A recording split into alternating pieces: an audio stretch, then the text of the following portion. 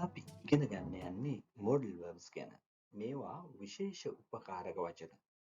වාට ඉංග්‍රීසි වඩාත් ස්වභාවිකවත් ආචාරශීලී විදියටත් කතා කරන්න මේවා අත්‍යවශ්‍යයි.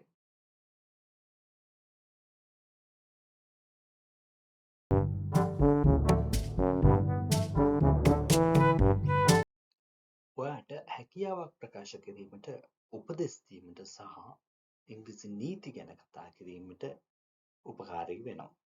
ප්‍රධාන මොඩල් වර්බ්ස් තමයි can, could, should, must, would, may සහ might කියන ඒවා.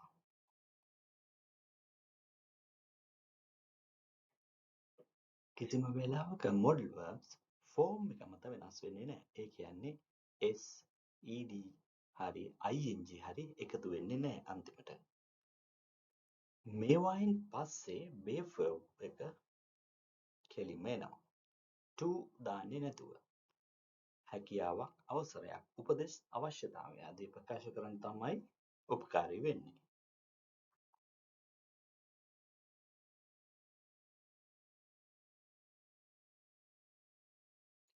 ඔයාගේ දැනුම තවදුරටත් වර්ධනය කර ගැනීමට අප සමග රැඳී සිටින්න.